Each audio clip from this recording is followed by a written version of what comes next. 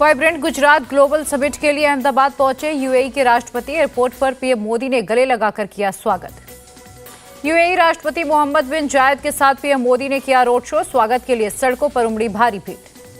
भारत और यूएई के बीच कई एमओयूज हुए साइन। पीएम मोदी और राष्ट्रपति मोहम्मद बिन जायद रहे मौजूद। पीएम मोदी ने वाइब्रेंट गुजरात ग्लोबल समिट का किया उद्घाटन। 3 देशों के राष्ट्रपति और 5 बड़े सीईओ के साथ मीटिंग। मोजाम्बिक के राष्ट्रपति से गले मिले पीएम मोदी। फिलिप जैसिंटो के साथ द्विपक्षीय बैठक। कृषि, बिजली समेत कई मुद्दों पर चर्चा। पीएम मोदी से मिले सुजुकी मोटर्स के प्रेसिडेंट। मुलाकात के बाद बोले, गुजरात में ज्यादा से ज्यादा निवेश करना चाहता हूं। सीट शेयरिंग पर इंडिया अलायंस का मंथन जारी। दिल्ली में महाविकास अघाड़ी नेताओं ने महाराष्ट्र की सीटों पर चर्चा की। जितेंद्र आव्हाड बोले, अलायंस में वंचित बहुजन अघाड़ी भी चाहिए। महाराष्ट्र में शिवसेना ज्यादा सीटों पर लड़ सकती है चुनाव। सोर्सेज के मुताबिक बड़े भाई की भूमिका में होगी उद्धव ठाकरे की पार्टी। सीट शेयरिंग पर जल्द से जल्द होगा फैसला। कांग्रेस अध्यक्ष मल्लिकार्जुन खड़गे का बयान।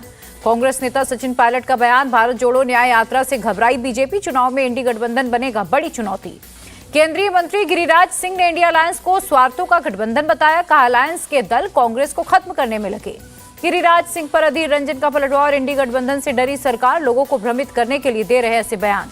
व्यक्तिगत मतभेदों को दूर रख जीत की रणनीति बनानी होगी। सीट शेयरिंग पर बोले कांग्रेस नेता संदीप दीक्षित। मणिपुर से शुरू होगी भारत जोड़ो न्याय यात्रा। केसी वेणुगोपाल ने कहा, आम आदमी के मुद्दों को उजागर करेगी यात्रा। भारत न्याय यात्रा को लेकर बीजेपी के हमले जारी। रविशंकर प्रसाद बोले, देश ने राहुल को कभी गंभीरता से नहीं लिया।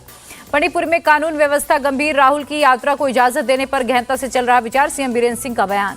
मणिपुर सीएम के बयान पर बोले अशोक गहलोत, राहुल की यात्रा राजनीतिक नहीं, देश जोड़ने वाली, इसे मिलनी चाहिए इजाजत। अजित पवार की उम्र वाले बयान पर शरद पवार का पलटवार। कहा, राज्यसभा में मेरा 2 साल का भी कार्यकाल बचा, क्या वो छोड़ दूं।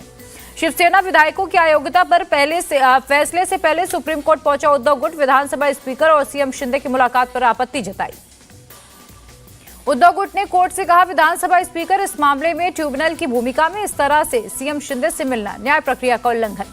उद्धव गुट के सुप्रीम कोर्ट जाने पर विफरा शिंदे गुट। शंभू राजे देसाई, हार के डर से पहले ग्राउंड बनाने की हो रही है कोशिश। असम और अरुणाचल प्रदेश में 3 दिन के दौरे पर जेपी नड्डा कार्यकारिणी और कोर समिति की बैठक में होंगे शामिल। 2024 चुनाव में महिलाओं पर बीजेपी का फोकस। महिला मोर्चा के प्रोग्राम में शामिल होंगे पीएम। लोकसभा चुनाव के लिए तैयार राजस्थान कांग्रेस। सचिन पायलट बोले, सभी 25 सीटों की जीत के लिए अलग से कर रहे हैं तैयारी। चंडीगढ़ में कांग्रेस नेताओं के प्रभारी देवेंद्र यादव ने की बैठक। इंडिया अलायंस के तहत सीट शेयरिंग पर बात हुई। नवजोत सिंह सिद्धू के बगावती तेवर। होशियारपुर रैली में बोले, कार्यकर्ताओं के बिना कोई भी पार्टी जीरो है। लखनऊ में सपा चीफ अखिलेश यादव ने विधायकों के साथ की बैठक। 2024 की तैयारियों में लगने के लिए कहा। 2024 में बीजेपी का उत्तर प्रदेश से सफाया होगा। मीटिंग के बाद बोले अखिलेश यादव। अयोध्या में राम मंदिर में सोने का पहला दरवाजा लगा। ऐसे 13 दरवाजे और 3 दिन के भीतर लगेंगे। राम मंदिर निर्माण में लगे श्रमजीवियों से मुलाकात करेंगे प्रधानमंत्री मोदी। सोर्सेस के मुताबिक 22 जनवरी को प्राण प्रतिष्ठा कार्यक्रम में जाने से पहले होगी मुलाकात।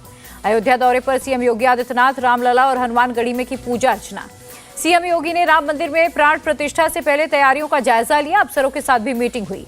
22 जनवरी को यूपी के सभी स्कूल्स और कॉलेज होंगे बंद। प्राण प्रतिष्ठा के दिन नहीं बिकेगी शराब, योगी सरकार का आदेश। नीट पीजी 2024 की तारीख घोषित। 7 जुलाई को होगा एग्जाम। एनसीसी कैंडिडेट्स को आर्मी चीफ मनोज पांडे ने दिया मंत्र, राष्ट्र की सेवा के लिए जुनून होना चाहिए। मालदीव विवाद पर बोले शरद पवार। कहा, भारत के प्रधानमंत्री का अपमान नहीं सहेंगे। दूसरे देशों के लोगों की टिप्पणी स्वीकार नहीं। मालदीव विवाद पर मल्लिकार्जुन खड़गे का बयान। पीएम सत्ता में आने के बाद हर चीज को निजी तौर पर ले लेते हैं।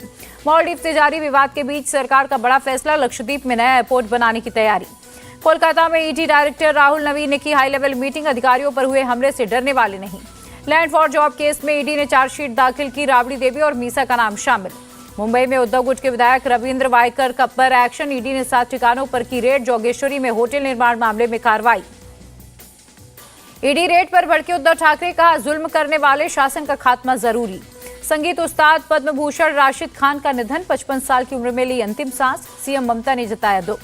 कल से शुरू होगा अब दिल्ली होगी साफ अभियान। मेयर शैली ओबरॉय बोली, मार्च तक दिल्ली की सफाई व्यवस्था सुधारेंगे।